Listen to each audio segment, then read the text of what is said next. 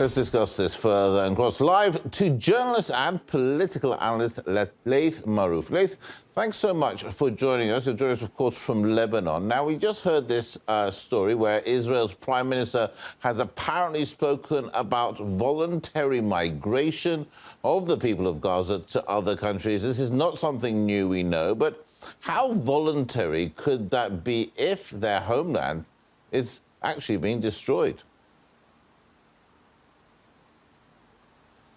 Yeah, definitely it is ethnic cleansing and forceful removal of the indigenous population of Gaza and Palestine.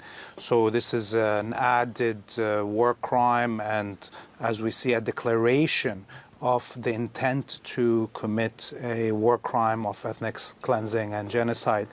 But it has to be said that this is also wishful thinking by the Zionists. We've heard so many demands for this end of this war that include the surrender of the leadership of Hamas and what have you. But in reality, on the ground, the Zionist military is losing the battle.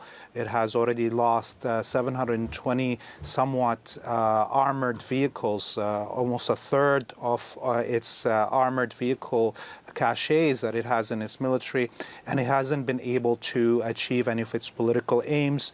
It has only been able to kill children, destroy mosques and churches, and destroy homes, as you noted. So in reality, these are all wishful thinking moments for the Zionists.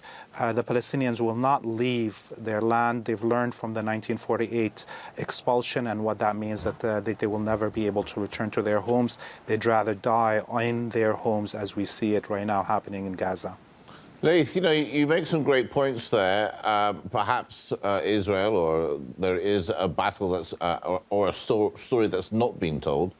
We do know, though, at the beginning, Israel told the people of Gaza in the north to move to the south. Then they told them to move east. Now there's absolutely nowhere to go.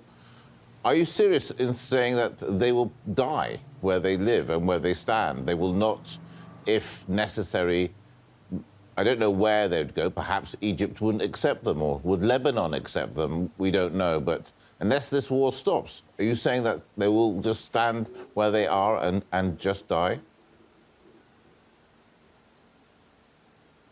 Yeah, definitely. Even if Egypt opens the borders, which it will not do because it knows from the lessons of 1948 and 1967 that Palestinians that leave their homeland are not allowed to return, which is a violation of the international law and the Geneva Convention. So the Egyptians will not do that. But the Palestinians themselves learned the lesson that they have a choice of dying on their land or being forever refugees and forgotten by the world. And most of them, as we see today, they'd rather, even in the areas that are being forcefully evacuated by the Zionists from Gaza, are staying in their homes and would rather die there than become internally displaced refugees in this Gaza extermination camp. The truth of the matter is that the resistance ability to militarily defeat the Israelis, as we see it on a daily basis happening, are putting the Zionists in a quagmire, and behind them the United States. They have only two choices.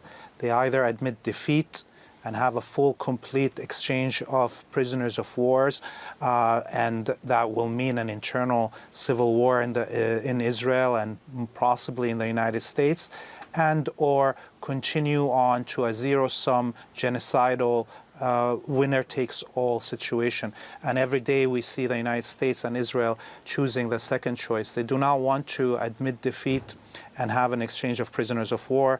They'd rather have a global war, a regional war, maybe even a world war, but not to admit defeat. All right, Laith, very insightful. Let's hope an end or a ceasefire is near. Laith Marouf in Lebanon, journalist and political analyst. Thank you for your time. Now, meanwhile, in New York,